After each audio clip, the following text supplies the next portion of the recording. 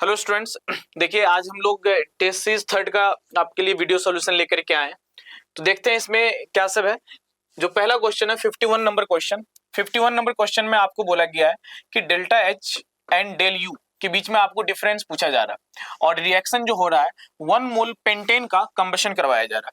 Pentane आप समझते हो, पेंटेन क्या होता है C5H12। फिजिकल स्टेटस का क्या होगा, लिक्विड। कंबशन का मतलब क्या होता है, burning in presence of oxygen या फिर एयर। तो O2 का फिजिकल स्टेट हो गया गैस और ये क्या बनाएगा, CO2 gas plus H2O liquid. इसे आप बैलेंस भी कर लीजिए। अगर आप इसको बैलेंस कीजिएगा तो यहाँ पे आप देख रहे हो कार्बन 5 है तो यहाँ पे कितना हो जाएगा 5CO2। हाइड्रोजन 12 है तो हाइड्रोजन भी कितना हो गया, यहाँ पे 6 लगा दीजिए, 12 हाइड्रोजन हो गया। ऑक्सीजन को अगर आप बैलेंस करोगे तो यहाँ पे ऑक्सीजन हो गया 10 और ऑक्सीजन यहाँ पे 6, तो टोटल 16 ऑक्सीजन हो गया। तो टोटल ऑक्सीजन कितना हो गया 8। तो आपको डेल्टा एच और डेल्टा यू में अगर डिफरेंस कैलकुलेट करना है तो बेसिकली आपको यूज करना पड़ेगा एक इक्वेशन होता है डेल्टा एच और डेल्टा यू का, del H equals to del U plus del N G R T. तो del H minus del U equal to कितना हो जाएगा, del N G R T. तो डेल्टा एच और डेल यू में आपको डिफरेंस कैलकुलेट करना है तो और आर टी के ही टर्म में ऑप्शन भी दिया हो तो बस डेल एन जी की वैल्यू कैलकुलेट करना है। डेल एन जी क्या हो जाएगा, number of gaseous moles of product. तो प्रोडक्ट में गैसियस मोल्स कितना 5 माइनस ऑक्सीजन, इधर रिएक्टेंट में गैसियस मोल्स कितना है 8, तो 5 माइनस 8 कितना हो गया -3। तो वैल्यू कितना हो जाएगा, del H minus del U कितना हो गया -3 आर टी। -3 आर टी मतलब आपका ये आंसर सेकंड सही है। ठीक है, फिर देखते हैं नेक्स्ट क्वेश्चन में। देखिए क्या बताया गया है, the standard molar heat formation of ethane. यहाँ पे इथेन CO2 और H2O लिक्विड का स्टैंडर्ड मोलर हीट फॉर्मेशन दिया गया। Delta H formation, delta H formation दिया हुआ है, डेल्टा एच फॉर्मेशन दिया हुआ है। इथेन का दिया हुआ सबसे पहले, इथेन हो गया आपका C2H6, इसका वैल्यू दिया हुआ है -21.1। CO2 का दिया हुआ है, CO2 का दिया हुआ -94.1 और H2O लिक्विड का भी दिया हुआ आपको, H2O कितना दिया हुआ -68.3 किलो कैलोरी में दिया हुआ। तो पूछा गया है standard molar heat combustion of ethane. तो सबसे पहले इथेन का हम कंबशन करवाते हैं। इथेन का कंबशन करवाइएगा, ये हो जाएगा C2H6। फिजिकल स्टेट इसका गैस होगा, कंबशन के मतलब रिएक्शन विथ ऑक्सीजन, और यहाँ पे क्या बनेगा CO2 gas plus H2O liquid. अगर इसको आप बैलेंस कीजिएगा तो कार्बन यहाँ पे 2 है तो कार्बन इस साइड भी कितना हो जाएगा 2 हो जाएगा, और हाइड्रोजन यहाँ पे 6 है, हाइड्रोजन भी 6 हो गया। तो ऑक्सीजन को बैलेंस कर लीजिए, 4 और 3 7, तो ऑक्सीजन कितना हो गया 7/2।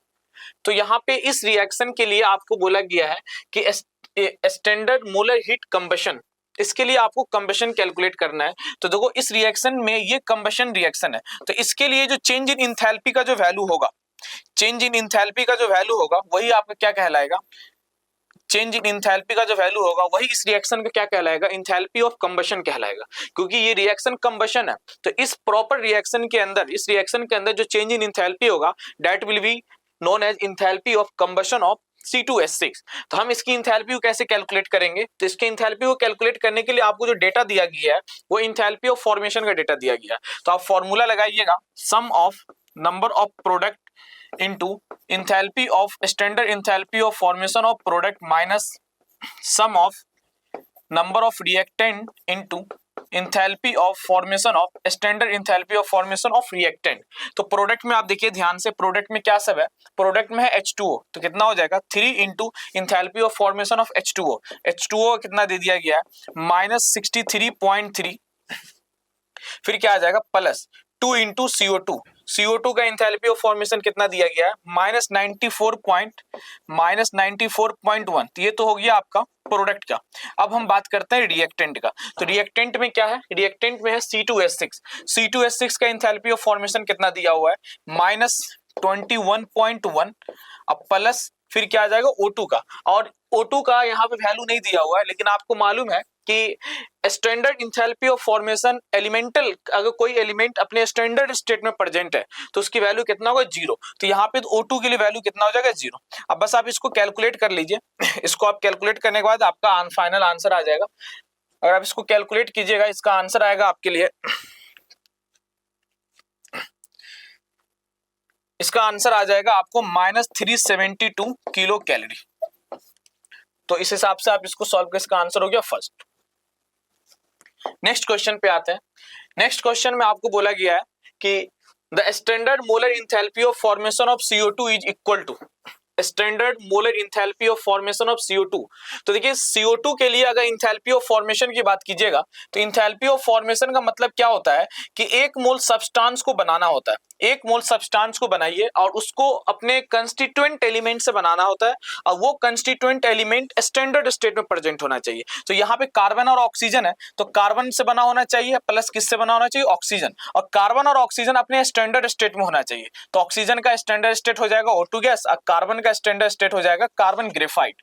तो देखते हैं इसके बारे में क्या सब स्टेटमेंट दिया हुआ है। पहला स्टेटमेंट दिया हुआ है standard molar enthalpy of combustion of carbon diamond. अगर इस रिएक्शन को अगर आप चाहो तो ये भी बोल सकते हो कि that is the combustion of carbon graphite, ना कि कार्बन डायमंड। तो अगर आप इसका लास्ट ऑप्शन देखिए standard molar enthalpy of combustion of carbon graphite, तो ये स्टेटमेंट इसके लिए सही है कि ये रिएक्शन को दो तरीके से डिफाइन कर सकते हैं। इस रिएक्शन में जो चेंज इन इंथैल्पी होगा उस चेंज इन इंथैल्पी को हम ये भी बोल सकते हैं enthalpy of formation of CO2 और ये भी बोल सकते हैं enthalpy of combustion of carbon graphite. तो इसका आंसर हो जाएगा 4। नेक्स्ट क्वेश्चन पे आते हैं। The amount of heat measured for a reaction bomb calorimeter. देखो बॉम्ब कैलोरीमीटर एक डिवाइस होता है जिसके अंदर हम कंबशन रिएक्शन करवाते हैं और बॉम्ब कैलोरीमीटर कांस्टेंट प्रेशर पे काम करता है। तो कांस्टेंट वॉल्यूम पे काम करता है और कांस्टेंट वॉल्यूम पे जो हीट का एक्सचेंज होता है that is change in internal energy के बराबर। तो वैल्यू इसका क्या हो जाएगा, आंसर थर्ड हो जाएगा, डेल्यू। नेक्स्ट क्वेश्चन पे आता है a certain mass of an ideal gas absorb 80 kilojoule heat. देखिए 80 किलोजूल हीट एब्जॉर्ब कर रहा है तो मतलब Q का वैल्यू कितना हो गया, प्लस 80 किलोजूल। आपसे बोला जाए expanded from 2 litre to 20 litre at constant pressure of 1 bar. तो इसमें वर्क डन कितना हो जाएगा, वर्क डन हो गया -P external into V2 minus V1। तो प्रेशर एक्सटर्नल आपको कितना दे दिया गया है, 1 बार। प्रेशर एक्सटर्नल दिया गया है 1 बार और V2 की वैल्यू कितना दिया गया है, 2 लीटर से 20 लीटर। तो 20 माइनस 2 कितना हो गया लीटर, तो ये हो जाएगा -18 बार लीटर। और आपको यहाँ पे वैल्यू दिया हुआ किलो जूल में और ये बार लीटर में है, तो इसको भी आपको जूल में कन्वर्ट करना होगा। तो यहाँ पे आप देख सकते हो 1 बार लीटर बराबर दिया हुआ 100 जूल। तो बार लीटर की जगह आप पुट कर सकते हैं 18 इंटू 100 जूल। तो ये वैल्यू कितना हो गया, -1800 जूल, जिसको आप चाहो तो 1.8 किलो जूल भी लिख सकते हैं क्योंकि आपको ऊपर डेटा किस में दिया हुआ है, किलो जूल में डेटा दिया हुआ है। लेकिन अब आपसे क्या पूछा गया है कि What is delta U for this process? तो आप यहाँ पे फर्स्ट लॉ ऑफ थर्मोडायनामिक्स लगाइए। फर्स्ट लॉ ऑफ थर्मोडायनामिक्स क्या बोलता है, del U equals to Q plus W।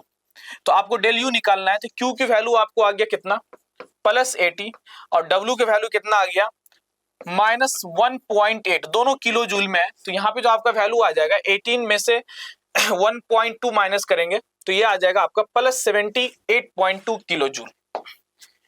Next question पे आते हैं। For the reaction between CO2 and graphite, ये आपको एक रिएक्शन लिख करके दिया गया है। डेल्टा H की वैल्यू दिया हुआ 100 किलो जूल, डेल S की वैल्यू दिया हुआ है 100 जूल पर kelvin. The reaction will be spontaneous. देखिए यहाँ पे एक इक्वेशन स्पॉन्टेनियस रिएक्शन के लिए हम बोलते हैं कि गिब्स फ्री एनर्जी का चेंज कितना होगा, लेस देन 0, नेगेटिव होना चाहिए। और डेल्टा G की जो एक फॉर्मूला होता है del G equals to del H minus T del S। तो अगर हम डेल G की वैल्यू अगर इसको स्पॉन्टेनियस बनाना है तो del G should be less than 0 और डेल G का वैल्यू कितना है, del H minus T del S, ये वैल्यू कितना होना चाहिए, लेस देन 0। तो डेल H लेस देन कितना हो जाएगा, T डेल S। तो यहां से हम बोल सकते हैं del H divided by del S less than T। मतलब हम ये बोल सकते हैं कि टेम्परेचर ग्रेटर देन होना चाहिए delta H upon del S। और आपको वैल्यू दिया हुआ है डेल H का, डेल H की वैल्यू दिया हुआ 100 किलो जूल, 100 किलो जूल और डेल S की वैल्यू दिया हुआ, देखो ऊपर 100 किलो जूल है तो आप इसको मल्टीप्लाई कर लीजिए 10 टू द पावर 3 से और नीचे कितना दिया हुआ 100 जूल पर केल्विन। तो ये हो गया 100, तो 100 से 100 कैंसिल। तो टेम्परेचर की वैल्यू कितना होना चाहिए, 10 टू द पावर 3, मतलब टेम्परेचर की वैल्यू 1000 केल्विन से ज्यादा होना चाहिए। तो 1000 केल्विन से ज्यादा आपको यहाँ पे एक ही वैल्यू दिख रहा होगा फोर्थ ऑप्शन में 1100 केल्विन। इसका आंसर कौन सा हो जाएगा, आपका डी ऑप्शन इसका करेक्ट आंसर। नेक्स्ट क्वेश्चन पे आते हैं। Entropy of carbon graphite is more than the carbon diamond. Graphite जो होता है कार्बन ग्रेफाइट कार्बन ग्रेफाइट की जो स्ट्रक्चर होता है वो कुछ इस तरीके का लेयर टाइप स्ट्रक्चर होता है, कुछ इस तरीके का लेयर टाइप स्ट्रक्चर होता है। ये एक लेयर हो गया, इसके नीचे एक और लेयर, कुछ इसी सेम लेयर एक दूसरे के ऊपर लेयर पे लेयर प्लेस किया रहता है, और यहाँ पे एक कार्बन जो है 3 बॉन्ड बना रहा है और एक इलेक्ट्रॉन यहाँ पे फ्री रहता है। इस तरीके से एक इलेक्ट्रॉन यहाँ पे क्या होता है, फ्री होता है। तो यहाँ पे हम जब इंट्रोपी कंपेयर करते हैं तो इंट्रोपी का मतलब होता है डिग्री ऑफ रैंडमनेस। तो रैंडमनेस कहाँ पे ज्यादा है, यहाँ पे अगर देखिएगा ये ग्रेफाइट का स्ट्रक्चर है, जबकि कार्बन डायमंड के स्ट्रक्चर की बात कीजिएगा तो डायमंड में जितने भी कार्बन आइटम होते हैं टेट्राहेड्रली अटैच्ड होते हैं। तो रैंडमनेस हमको ज्यादा यहाँ पे दिख रहा है क्योंकि यहाँ पे एक इलेक्ट्रॉन फ्री भी है, तो इसकी इंट्रोपी ज्यादा होगा, ग्रेफाइट की इंट्रोपी ज्यादा होगा। लेकिन आपके क्वेश्चन में क्या बोला गया, entropy of carbon graphite is more than carbon diamond. Carbon graphite की असर्शन तो सही है, इसका रीजन देखते क्या है, carbon graphite has layered structure while diamond has 3D structure. तो इसका रीजन भी सही है, ये लेयर्ड स्ट्रक्चर है और इसका 3D स्ट्रक्चर है। तो both A and R true and R is the correct explanation. Option इसका कौन सा हो जाएगा, फर्स्ट ऑप्शन हो जाएगा। नेक्स्ट क्वेश्चन पे आते हैं। A gas expanded adiabatically at constant pressure such that, यहाँ पे आपको टेम्परेचर और वॉल्यूम के बीच में रिलेशन दिया हुआ -1/2। तो आपसे पूछा गया है ये और आर लिखा हुआ, आई थिंक यहाँ पे एडियाबेटिक कांस्टेंट जो होता है गामा, उसकी वैल्यू आपसे पूछा जा रहा है। तो देखो टेम्परेचर और वॉल्यूम के टर्म में जो इक्वेशन ऑफ स्टेट होता है एडियाबेटिक प्रोसेस का आपको इक्वेशन ऑफ स्टेट ये वाला तो सबको मालूम होता है, PV to the power gamma equals to constant. लेकिन आप टेम्परेचर और वॉल्यूम के टर्म में भी आप निकाल सकते हो। यहाँ पे ये जो फॉर्मूला है एडियाबेटिक कांस्टेंट का, दैट इज प्रेशर और वॉल्यूम के टर्म में। तो आप पीवी इक्वल टू एनआरटी लगा करके एन इक्वल टू 1 ले लीजिए, तो पीवी इक्वल टू कितना हो जाएगा, आरटी। तो यहाँ से अगर आप चाहें तो वॉल्यूम और टेम्परेचर के टर्म में कैलकुलेट कर सकते हो। तो प्रेशर की जगह आप वैल्यू पुट कर दीजिए P equals to RT divided by V।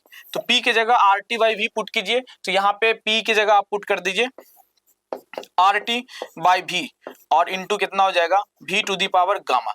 तो यहाँ तो R तो कांस्टेंट है, उधर चल जाएगा, और T V ऊपर जाएगा, कितना आ जाएगा, गामा -1 इक्वल टू क्या हो जाएगा, कांस्टेंट। ये इक्वेशन ऑफ स्टेट बन जाएगा। और आपको क्वेश्चन में क्या दिया हुआ है, T directly proportional to V to the power -1/2। तो हम यहाँ पे क्या बोल सकते हैं, T इक्वल टू प्रोपोर्शनलिटी को हटा के एक कांस्टेंट लगा दीजिए, V टू दी पावर कितना आ गया, -1/2। तो यहाँ पे इसको नीचे ले आएंगे, T डिवाइडेड बाय V पे power -1/2 equal to constant. This implies T into V ऊपर चल जाएगा, V to the power 1/2 equal to कितना हो गया, कांस्टेंट। अब इस इक्वेशन को, ये आपकी एक क्वेश्चन में आपको ये इक्वेशन दिया हुआ है, और हमारा टेम्परेचर और वॉल्यूम के टर्म में एडियाबेटिक प्रोसेस का इक्वेशन ऑफ स्टेट क्या होता है ये। तो आप इसको कंपेयर कर लीजिए, गामा -1 की जगह यहाँ पे कितना दिया, 1/2। तो गामा -1 इक्वल टू कितना हो गया, 1/2। तो गामा का वैल्यू कितना हो जाएगा, 1/2 + 1 इक्वल टू कितना हो गया, 3/2। तो आंसर इसका कौन सा हो जाएगा, फोर्थ इसका करेक्ट ऑप्शन हो गया। नेक्स्ट क्वेश्चन पे आते हैं। स्टेटमेंट 1, ऑल इंथैल्पीज, यहां पे आप देख सकते हैं all enthalpies of fusion are positive. देखिए ये स्टेटमेंट गलत है, और the enthalpy change that accompanies melting of 1 gram solid substance at standard state is called as standard. देखो स्टैंडर्ड इंथैल्पी ऑफ फ्यूजन जो हम डिफाइन करते हैं 1 ग्राम के लिए नहीं डिफाइन करते, जबकि बल्कि 1 मोल के लिए डिफाइन करते हैं। तो इसका स्टेटमेंट दोनों आपका फॉल्स स्टेटमेंट है। तो आंसर इसका कौन सा हो जाएगा, both statement 1 and statement 2 are incorrect. तो इसका आंसर हो जाएगा सेकंड। नेक्स्ट क्वेश्चन पे आते हैं। Most stable canonical structure resonating structure को स्टेबिलिटी कंपेयर करने के लिए सबसे पहले रूल लगाता है नंबर ऑफ पाई बॉन्ड्स। तो नंबर ऑफ पाई बॉन्ड जिसमें जितना ज्यादा होगा उसकी स्टेबिलिटी सबसे ज्यादा होगी। तो सबसे ज्यादा स्टेबिलिटी इसमें हो जाएगा थर्ड, का आंसर इसका हो जाएगा third.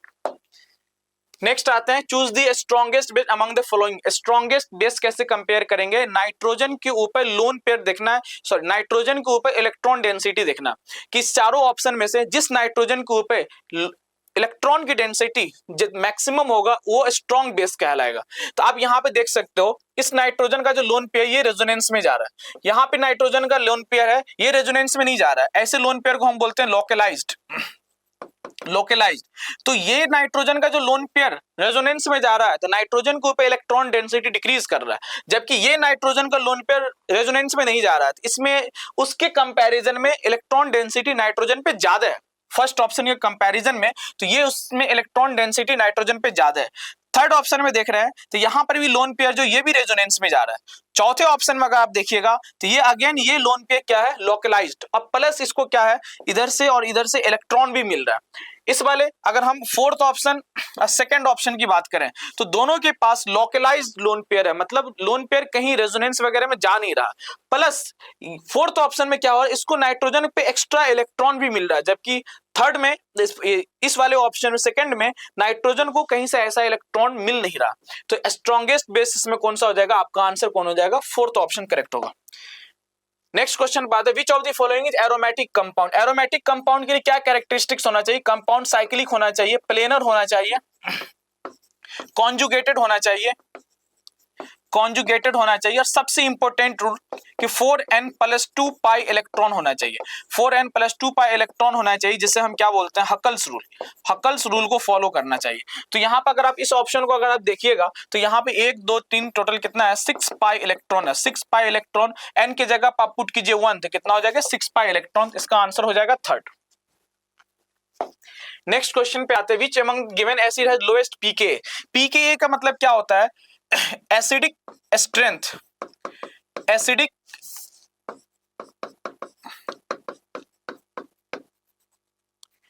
Acidic strength directly proportional होता है Ka वैल्यू और इनवर्सली प्रोपोर्शनल टू होता है pKa वैल्यू। तो आपसे पूछा गया लोएस्ट pKa वैल्यू, तो लोएस्ट pKa वैल्यू उसका होगा जिसकी एसिडिक स्ट्रेंथ सबसे ज्यादा होगा। तो आपको इन चारों में कंपेयर करना है जिसकी एसिडिक स्ट्रेंथ सबसे ज्यादा है। तो पहला ऑप्शन देखते हैं, chloro acetic acid. Acetic acid chloro acetic acid बोलते हैं, CH2Cl C double bond OH। Next है ब्रोमो एसिटिक एसिड, तो CH2Br COOH। फिर है nitro acetic acid, CH2 N double bond O NO2 COH। फिर है साइनो एसिटिक एसिड, तो CH2 CN COH। अगर यहाँ पे आप देखिएगा एसिडिक स्ट्रेंथ कंपैरिजन करने के लिए हम क्या करते हैं, हाइड्रोजन को हटा करके इसको बनाइए एनाइन्स और एनाइन की स्टेबिलिटी को कंपेयर कीजिए। और एनाइन की स्टेबिलिटी को कौन बनाएगा, इलेक्ट्रॉन विड्रॉइंग ग्रुप। आप यहाँ पे देख सकते हो NO2 सबसे स्ट्रॉन्ग इलेक्ट्रॉन विड्रॉइंग ग्रुप है, सबसे स्ट्रॉन्ग इलेक्ट्रॉन विड्रॉइंग ग्रुप है। तो ये एनाइन की स्टेबिलिटी को सबसे ज्यादा बढ़ाएगा और सबसे ज्यादा एसिडिक स्ट्रेंथ किसका होगा, इसी का, और इसकी pKa वैल्यू क्या होगी, सबसे लोएस्ट होगा। नेक्स्ट क्वेश्चन पे आता है, among arrange in decreasing order of alpha hydrogen. Alpha hydrogen compare करना, इसमें अल्फा हाइड्रोजन हो गया 2 2 4 और 3 7। अल्फा हाइड्रोजन इक्वल टू यहाँ पे 7 हो जाएगा। यहाँ पे अल्फा हाइड्रोजन हो जाएगा 2 और 2 4 और 2 यहाँ पे कितना हो जाएगा, अल्फा हाइड्रोजन 6 हो जाएगा। यहाँ पे अल्फा हाइड्रोजन कितना हो जाएगा, 2 यहाँ पे 1, यहाँ पे अल्फा हाइड्रोजन यहाँ पे कितना हो गया, 3 हो गया। तो सबसे ज्यादा हो गया किसका, आपको 1 का हो गया, 1 के बाद हो गया 2 और फिर हो गया 3। तो आंसर इसका हो जाएगा फर्स्ट। नेक्स्ट क्वेश्चन पे आता है, decreasing order of basic strength of the following aniline derivative. देखिए सबसे पहली बात, यहाँ पे आप एनिलीन के केस में अगर ऑर्थो डेरिवेटिव अगर दिया जाए तो यहाँ पे SIP इफेक्ट लग जाता है। SIP इफेक्ट क्या होता है कि एनिलीन बेसिक स्ट्रेंथ का मतलब क्या कि ये प्रोटॉन एक्सेप्ट करने की टेंडेंसी, प्रोटॉन एक्सेप्ट करने की टेंडेंसी। तो प्रोटॉन जब आप इसको एक्सेप्ट करवाइएगा, प्रोटॉन जब एक्सेप्ट होगा तो ये क्या बना लेगा, NH2 से क्या बन जाएगा, NH3 प्लस बन जाएगा। लेकिन चूंकि ये यहाँ पे नॉन प्लेनर मॉलिक्यूल्स है, ये भी नॉन प्लेनर मॉलिक्यूल्स है, तो यहाँ पे इफेक्ट लगेगा स्टेरिक इनहिबिशन इन रिपल्सन। तो ये रिएक्शन क्या होता है, रिएक्शन की फॉरवर्ड जाने से ज्यादा बैकवर्ड की स्पीड हो जाती है। और ये हाइड्रोजन को यहाँ से जैसे हाइड्रोजन एक्सेप्ट करेगा, एज फार एज हाइड्रोजन यहाँ से रिलीज भी हो जाएगा। मतलब इसकी बेसिक स्ट्रेंथ तो सबसे कम, ऑर्थो डेरिवेटिव वाले की बेसिक स्ट्रेंथ तो सबसे कम, मतलब क्यू तो सबसे लास्ट में आएगा। और आपके 3 ऑप्शन में से सिर्फ एक ही ऑप्शन ऐसा है जिसमें क्यू लास्ट में, तो इसका आंसर हो जाएगा फर्स्ट।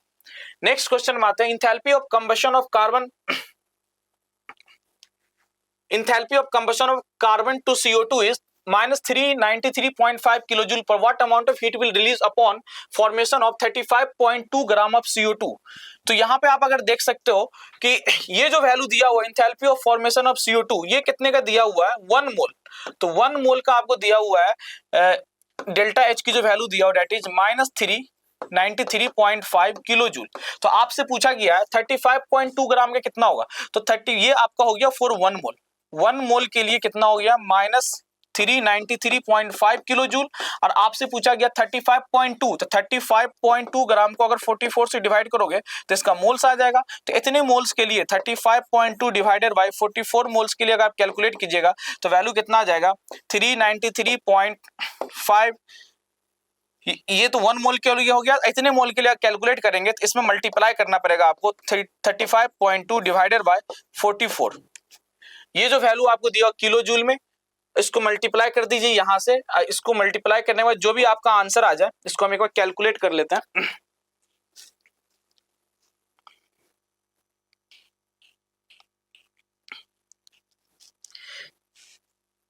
393.5 इंटू 35.2 डिवाइडेड बाय 44, ये आ गया 314.8, ये वैल्यू इसका आंसर आ जाएगा।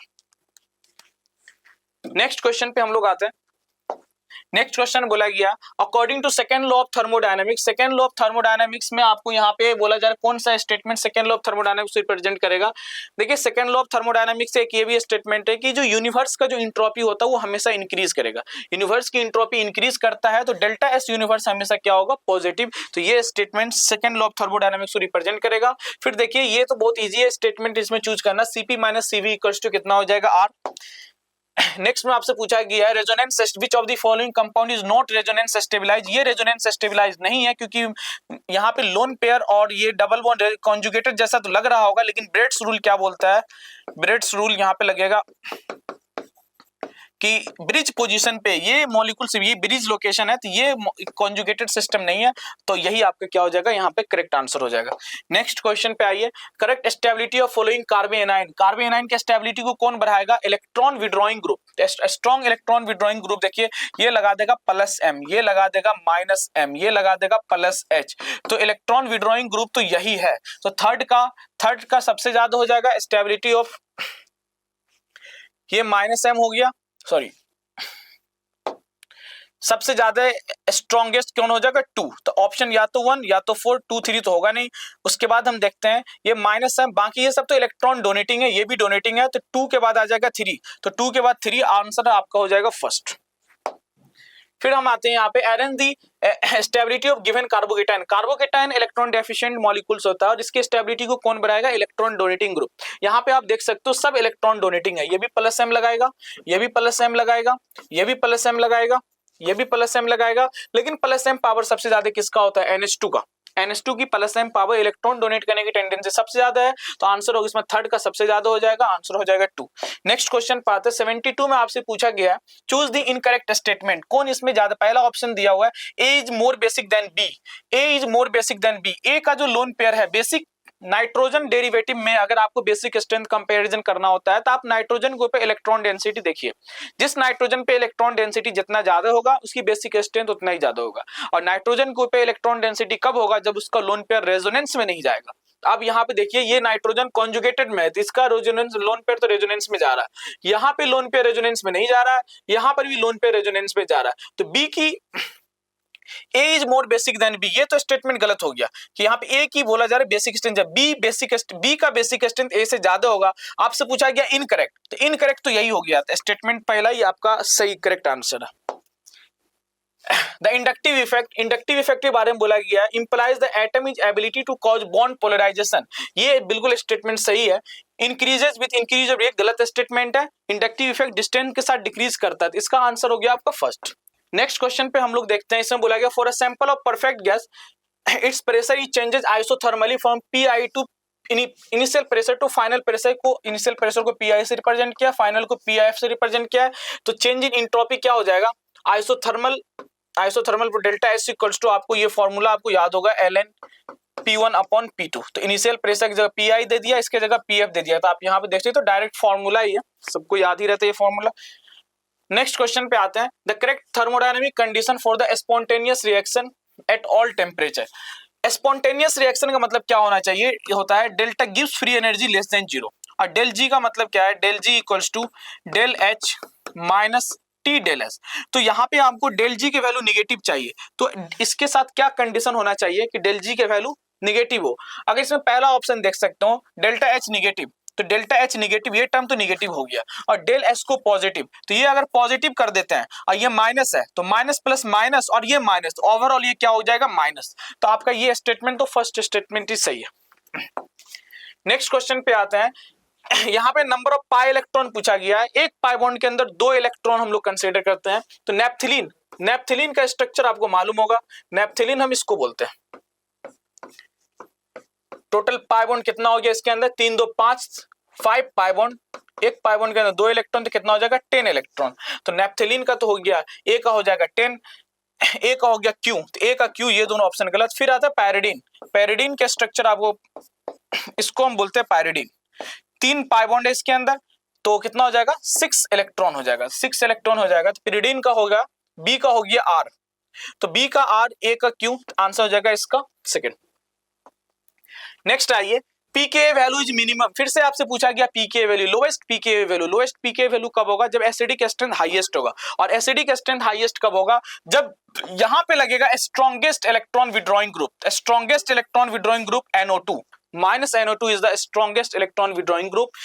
तो आंसर हो जाएगा इसका 4 ऑप्शन आपका करेक्ट आंसर होगा, ये आपका करेक्ट आंसर है। नेक्स्ट आते हैं, stability of which intermediate is not government by hyper conjugation, hyper conjugation से कार्बेनाइन की स्टेबिलिटी को कंपेयर नहीं करते हैं, तो कार्बेनाइन, ये आंसर आपका हो जाएगा करेक्ट। काफी इजी क्वेश्चन है ये। फिर देखिए, विच of the following is incorrect for stability of structures, यहाँ पे कुछ स्ट्रक्चर्स आपको स्टेबिलिटी कंपेयर करके दिया गया है, आपसे पूछा गया है कौन इनकरेक्ट है। अगर आप पहला ऑप्शन को देखोगे तो यहाँ पे ऑक्सीजन के माइनस चार्ज है, यहाँ पे आप देख सकते हो डबल बॉन्ड, और ये ऑक्सीजन के ऊपर आपको क्या रहता है, लोन पेयर, तो डबल बॉन्ड सिंगल बॉन्ड, ये तो कॉन्जुगेटेड सिस्टम है, लेकिन यहाँ पे स्टेबिलिटी इसका ज्यादा बताया गया। तो ये नॉन कॉन्जुगेटेड सिस्टम की स्टेबिलिटी कॉन्जुगेटेड से ज्यादा बिल्कुल नहीं हो सकता है, कॉन्जुगेटेड सिस्टम और स्टेबल, ये स्टेबिलिटी इसकी ज्यादा होगा। आपसे इनकरेक्ट पूछा गया, तो पहला ही आंसर इनकरेक्ट है, तो ये आपका करेक्ट आंसर है। स्टेटमेंट इनकरेक्ट है, लेकिन आपका आंसर वो करेक्ट है। Next question, which of the following reaction delta H is equal to delta U, delta H और डेल्टा U में जो रिलेशन होता है, del H equals to del U plus del NG RT, ये value equal कब होगा, जब del NG की वैल्यू क्या हो जाएगा 0। तो रिएक्शन में आप देखिए डेल NG की वैल्यू इसमें देखो 0 है, डेल NG का मतलब क्या, number of gases, product of gases moles minus gases reactants, तो यहाँ पर भी आपको 1 1 2 और उधर भी 2 - 2 क्या हो गया 0, तो आंसर इसका कौन सा हो जाएगा सेकंड। 81 के बाद आते हैं next question, following reaction occurs in automobiles, तो यहाँ पे आपसे साइन पूछा गया है, delta H, delta S, delta G का साइन क्या होगा। ऑटोमोबाइल में चूंकि कंबशन रिएक्शन होता है, तो कंबशन रिएक्शन और ऑलवेज एक्सोथर्मिक, तो हीट रिलीज होगा, तो डेल्टा S तो निगेटिव, तो डेल्टा H यहाँ पे निगेटिव है, यहाँ पे निगेटिव है, ये ऑप्शन गलत। नेक्स्ट आते हैं, ये प्लस और प्लस दिया हुआ है, डेल्टा S, डेल्टा G के बारे में, तो स्पॉन्टेनियस रिएक्शन होता है, तो डेल्टा G की जो वैल्यू हो जाएगा स्पॉन्टेनियस रिएक्शन के लिए क्या होगा, लेस देन 0, तो यहाँ पे डेल्टा G लेस देन 0 है, यहाँ पे डेल्टा G प्लस है, तो आंसर ये आपका हो गया करेक्ट। नेक्स्ट क्वेश्चन पे आता है, which of the following statement about hyperconjugation is not correct, hyperconjugation के बारे में पूछा गया है। देखिए, ये it involves delocalization of sigma, statement आपसे पूछा गया नॉट करेक्ट, नॉट करेक्ट। तो it involves delocalization of sigma electron of CH bond of an alkyl group of an atom unsaturated, ये तो सही स्टेटमेंट है। The sigma electron of CH bond the alkyl group inter in the partial, ये भी आपका statement सही है। Hyper conjugation is a permanent effect, ये भी सही है। ये ऑर्डर देख सकते हैं, the order of stability of carbocation CT3 plus CD3 CH3 plus, इसको हम लोग हाइपर कॉन्जुगेशन से नहीं बल्कि इंडक्टिव इफेक्ट से एक्सप्लेन करते हैं। तो ये स्टेटमेंट गलत है, लेकिन आपका ये स्टेटमेंट करेक्ट है। ये गलत स्टेटमेंट है, लेकिन आंसर आपका ये सही है, ठीक है। नेक्स्ट क्वेश्चन को हम लोग देखते हैं, विच of the following is not extensive properties. आप यहाँ पे देख सकते हो, ये जो मोलर हीट कैपेसिटी है, जितना भी स्पेसिफिक रिलेटेड टर्म या फिर आप molar related term, specific related term, जैसे specific enthalpy, specific heat, molar enthalpy, molar heat capacity, ये सब जो भी है मोलर रिलेटेड या स्पेसिफिक रिलेटेड जो भी टर्म है, वो सब इंटेंसिव प्रॉपर्टीज होता है। तो ये which is not extensive properties, ये जो मोलर वाला वर्ड आ गया ना, मतलब मोल पे डिपेंड कर रहा है, हीट कैपेसिटी पर मोल। मोलर हीट कैपेसिटी का मतलब क्या होता है, heat capacity of 1 mole substance, और मोल तो मास पे डिपेंड करेगा। तो एक्सटेंसिव प्रॉपर्टीज मतलब ये आंसर इसका क्या हो जाएगा एक्सटेंसिव, ये मोलर रिलेटेड टर्म है, तो ये क्या हो जाएगा आपका, ये करेक्ट आंसर हो जाएगा। This is intensive properties not extensive properties. फिर देखिए आपको next, the value of equilibrium constant, equilibrium constant की वैल्यू पूछा गया है, डेल्टा G0 दिया हुआ है, तो डेल्टा G0 का फॉर्मूला होता है -2.303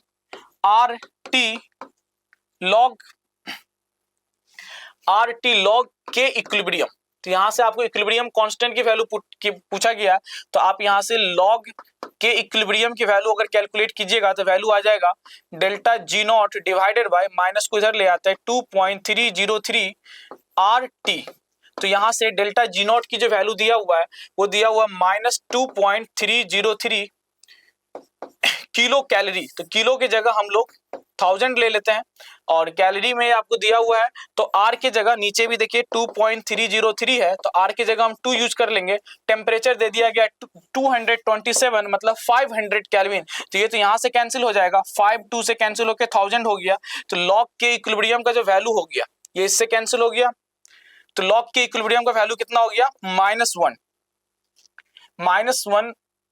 तो एक सेकंड, यहाँ पे जो आपके दिया गया है डेल्टा जी नॉट की वैल्यू -2.303 दिया गया। तो डेल्टा जी नॉट की वैल्यू हम जो पुट किए माइनस में, तो ये पहले से भी माइनस है तो ये हो जाएगा प्लस। तो यहाँ पे वैल्यू कितना आ जाएगा, +1। तो लॉग के इक्विलिब्रियम का वैल्यू आ गया +1। तो के इक्विलिब्रियम की वैल्यू कितना हो जाएगा, 10⁻1 मतलब 10। आंसर कौन सा हो जाएगा इसका, सेकंड। नेक्स्ट क्वेश्चन देखते हैं, give correct order of decreasing acidity of the following compounds. Acidic strength हम लोग कंपेयर करते हैं, स्टेबिलिटी ऑफ एनाइन के डायरेक्टली प्रोपोर्शनल होगा। आप यहां से हाइड्रोजन को हटा दीजिए, इसको माइनस, जब हाइड्रोजन हटेगा तो माइनस आ जाएगा। और कार्बोक्सिलिक एसिड की एसिडिक स्ट्रेंथ फिनॉल से ज्यादा होता है, तो 1 और 2 तो पहले आएगा, 3 और 4 बाद में आएगा। तो 4 वाला ऑप्शन वगैरह सब तो होगा ही नहीं। अब इसमें भी देखिए NO2 और CH3 है, तो NO2 लगाएगा -M, CH3 लगाएगा +H। तो -M मतलब स्टेबिलिटी ऑफ एनाइन को बढ़ाएगा तो 1 की सबसे ज्यादा हो जाएगा, 1 का सबसे ज्यादा होगा, देन 2 हो जाएगा। तो 1 और 2 देखिए यहाँ पे पहले है, आंसर इसका हो जाएगा सेकंड। नेक्स्ट क्वेश्चन पे हम लोग आते हैं, इसमें आपको बोला गया है मैचिंग कॉलम का क्वेश्चन है, hyper conjugative structure. Hyper conjugative structure किसको बोलते हैं, जितना अल्फा हाइड्रोजन होगा उतना हाइपर कॉन्जुगेटिव स्ट्रक्चर। यहाँ पे अल्फा हाइड्रोजन आप देख सकते हो 2, यहाँ पे अल्फा हाइड्रोजन आप बोल सकते हो 1, यहाँ पे अल्फा हाइड्रोजन आप बोल सकते हो 3 3 6 और 3 9, यहाँ पे अल्फा हाइड्रोजन 0। तो डी का तो हो गया S और सी का हो गया P। तो इस हिसाब से आप देख लीजिए, डी का S हो गया, डी का S यहाँ है, सी का P यहाँ है, DSCP आंसर। तो इसका हो गया third option is the correct answer. यहाँ पे आप देखिए नेक्स्ट क्वेश्चन में आपको एक मैचिंग कॉलम का फिर से क्वेश्चन दिया गया है। ये NaHCO3 सोडियम बाइकार्बोनेट का रिएक्शन करवाया जा रहा है। तो NaHCO3 क्या करेगा, HCO3 माइनस यहाँ से H को एब्स्ट्रैक्ट करेगा, तो HCO3 माइनस H के साथ मिलके क्या बना लेगा, H2CO3 जो कि बाद में ये डिकम्पोज होकर क्या बनाता है, H2O plus CO2। H2O CO2 में ब्रेक हो जाता है। तो यहाँ पे जो CO2 है वो CO2 कौन सा आ रहा है, H2CO3 का। तो H2CO3 में देखिए कार्बन यहाँ पे 14 मार्किंग किया गया था, 14 कार्बन तो इस कंपाउंड के अंदर है। HCO3 से जो मतलब CO2 बन रहा है वो 14 कार्बन नहीं आएगा। तो ए का आंसर कौन हो जाएगा, 4। ए के साथ आर मैच करेगा और पूरे ऑप्शन में ए के साथ आर एक ही ऑप्शन है जो कि फर्स्ट ऑप्शन है। तो ये आपका करेक्ट आंसर हो गया। नेक्स्ट क्वेश्चन में आते हैं, इसमें पूछा गया which is the correct order decreasing stability of the following cations. तो यहाँ पे आप देख सकते हो केटाइन के लिए यहाँ पे लगेगा +I, यहाँ पे केटाइन के लिए लग रहा है +H, यहाँ पे केटाइन के लिए लग रहा है +M। तो सबसे ज्यादा स्टेबिलिटी +M का हो जाएगा, तो 2 सबसे ज्यादा हो जाएगा, देन +H हो जाएगा, देन 1 हो जाएगा, देन 3 हो जाएगा, 2 1 3। आंसर इसका हो जाएगा आपका फर्स्ट। नेक्स्ट क्वेश्चन पे आता है, द पिस्टन फिल्ड विद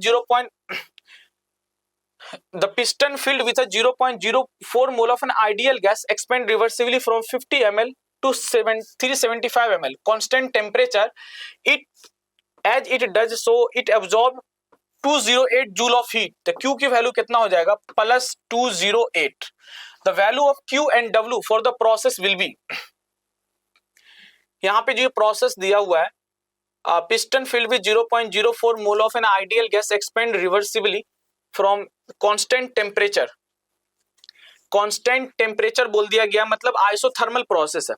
और आइसोथर्मल प्रोसेस में जो डेल यू जो होता है, डेल यू का वैल्यू कितना होता है, NCB delta T। Temperature constant है 0, तो डेल यू का वैल्यू कितना हो गया, 0। तो फर्स्ट लॉ ऑफ थर्मोडायनेमिक्स क्या बोलता है, del U equals to Q plus W। तो डेल यू की वैल्यू अगर आप 0 कर रहे हो तो Q plus W equal to 0, मतलब Q इक्वल टू कितना हो गया, -W। तो मतलब आपसे यहाँ पर अगर वॉइडन अगर कैलकुलेट करेंगे तो Q की वैल्यू तो +208, तो W का वैल्यू कितना हो जाएगा, -208। बस दोनों में साइन का फर्क होगा। इसका ऑप्शन करेक्ट हो जाएगा आपका पहला ऑप्शन। नेक्स्ट क्वेश्चन में देखते हैं, organic reaction which proceed through the heterolytic bond cleavage known as. Heterolytic मतलब क्या होता है, होमोलिटिक मतलब होता है कि जैसे मान लीजिए ये एक बॉन्ड है, ठीक है, एक्स वाई। अगर होमोलिटिक मतलब होता है कि दोनों तरफ इलेक्ट्रॉन का सेम ट्रांसफर होगा, तो इस बॉन्ड के अंदर चूंकि 2 इलेक्ट्रॉन प्रेजेंट है, तो एक इलेक्ट्रॉन इधर आएगा, एक इलेक्ट्रॉन इधर आएगा। लेकिन अगर आप हेट्रोलिटिक करवाते हैं तो बॉन्ड इलेक्ट्रॉन की शिफ्टिंग किसी एक डायरेक्शन में होगा। तो यहां से क्या बनेगा, या तो एक केटायन बनेगा और एक क्या बनेगा, एक एनायन बनेगा। तो केटायन और एनायन आयोनिक रिएक्शन होता है, तो इसका आंसर हो जाएगा आयोनिक रिएक्शन। 1 हेट्रोपोलर, ये तो होगा नहीं, पोलर रिएक्शन 1 3, इसका आंसर 1 2 3, तो पोलर रिएक्शन भी होगा। सॉरी, ये भी आपका ऑप्शन सही हो जाएगा क्योंकि यहाँ पे हेट्रो, मुझे लगा होमो लिखा हुआ है, हेट्रो पोलर रिएक्शन 1 2 3, या तीनों ऑप्शन इसका करेक्ट है। तो आंसर इसका कौन सा हो जाएगा, 1 2 3 ऑल हो जाएगा। नेक्स्ट क्वेश्चन पे आते हैं। नेक्स्ट क्वेश्चन पूछा गया, select the correct statement regarding carbocation. Carbocation के ट्राइगोनल प्लेनर स्ट्रक्चर होता है, ट्राइगोनल प्लेनर स्ट्रक्चर भी है, CH bond is represented by, ये भी स्टेटमेंट इसका सही है, ये भी सही है। वैकेंट कार्बन ऑर्बिटल परपेंडिकुलर, ये भी सही है। 1 2 3 is formed by the both homolytic, नहीं होमोलिटिक नहीं, ये सिर्फ हेट्रोलिटिक से बनेगा, ये स्टेटमेंट गलत है। तो 4 को छोड़ दीजिए, 4 यहाँ पे ये सब नहीं होगा, ये हो जाएगा आंसर 1 2 3। 1 2 मतलब इसका आंसर कौन सा हो गया, third option is the correct. तो ये हमारा पेपर, आपका टेस्ट सीरीज थर्ड पेपर था, जिसका हमने डिस्कशन कर लिया। फिर इसी तरह से आपके लिए टेस्ट फोर्थ पेपर के हम सॉल्यूशन लाएंगे। आप इसको एक बार अच्छे से एनालाइज कीजिए। Thank you.